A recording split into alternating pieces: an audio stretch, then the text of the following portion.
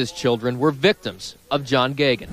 Demonyong pare at walang kaluluwa, kagimbal-gimbal na pagpatay at pang-aabuso sa mga kabataan. Sino nga ba ang kupal na pare na ito at ano ang kanyang kinahantungan? Ating alamin at pag-usapan kung ano nga ba ang tunay na istorya sa likod ng nakakakilabot na krimen ng demonyong pari na ito.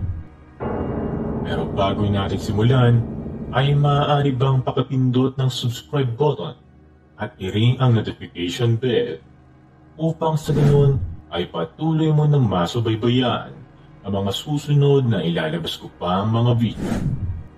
Mga teorya, istorya, katotohanan at kaalaman. At kung may nais kang malaman, ay maaari mong i-comment ang topic na gusto mo upang sa ganoon ay magawan ko ng video para sa iyo. Maraming salamat po. Sino nga ba ang demonyong pari na ito? Malamang sa malamang ay yan ang iyong tanong. Kapatid, ang demonyong pari ay nagngangalang John Geoghegan. Pinanganak noong taong 1935 at kalaunan ay namatay noong 2003. Ano nga ba ang kaso at kagimbal-gimbal na ginawa ng pari na ito? Dahilan upang mabansagan siyang demonyong pari. Una, ang kaso ng pagpapahintulot niya sa pagpatay sa isang batang lalaki. Oo kapatid, kagimbal-gimbal ang kanyang ginawang aksyon. Hindi ito makatao at hindi ito ayon sa nais ng Diyos. Bagkus ay ito ay isang bulong ng demonyo sa kanya. Ayon sa aking mga nakalap na impormasyon, bukod sa ginawa nitong pagpapahintulot sa pagpatay, ay ang demonyong kupal na pari na ito ay nasasangkot din sa pang-aabuso ng mga kabataan. Oo kapatid, talagang kupal ang pari na ito. Inabuso niya ang mga kaawa-awang bata na edad 4 hanggang 16 na taong gulang. Ayon sa impormasyon, ang mga kaawa-awang bata ay walang awa nitong pinagsasamantalahan at hindi pa siya dito nakontento dahil bukod sa pang-aabuso sexual ay sinasaktan niya din ito ng pisikal. Binubugbog at ginugulpe niya ang mga kaawa-awang bata at hindi pa dito nagtatapos. Dahil pagtapos niya itong abusuhin at pagsamantalahan, ay tinatakot niya din ang mga kaawa-awang bata sa pamamagitan ng emosyonal na pang-aabuso. O kapatid, talagang labis ang kasamaan ng pari na ito. Wala akong masabi, kundi kupal at demonyo ang pari na ito. Kaya naman hindi siya nakaligtas sa mata ng batas at lalo na sa mata ng Diyos.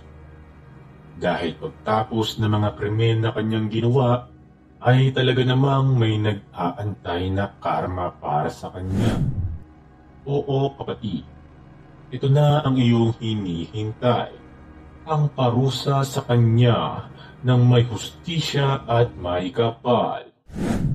Dahil sa mga krimen na kanyang ginawa, siya ay nahatulan ng pagkakabilanggo sa kaso ng pang-aabuso sexual sa isang 10 taong gulang na batang lalaki.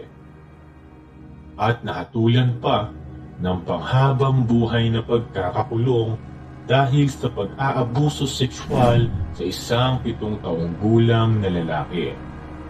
At hindi pa din nagtatapos dahil ang kanyang pinakamatinding karma ay nalalapit na. Oo kapatid, sadyang mapagbiro ang tadhana.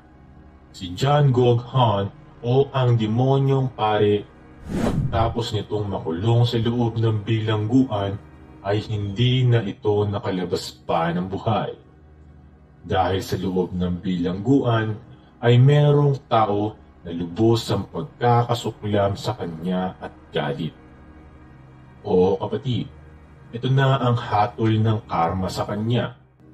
Siya ay pinatay ni Joseph Cruz sa isang correctional center noong August 23, 2003.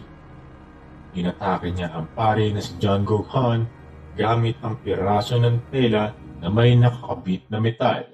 At dahil dito ay nagtamo ang pare ng malubhang sugat na siyang dahilan ng pagkamatay nito.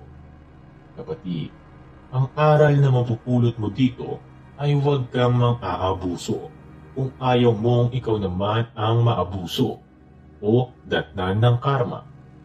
Hanggang dito na lamang kapatid, maraming salamat sa panonood at pakikinig. Naway nag-enjoy ka sa ating usapin. Maraming salamat po.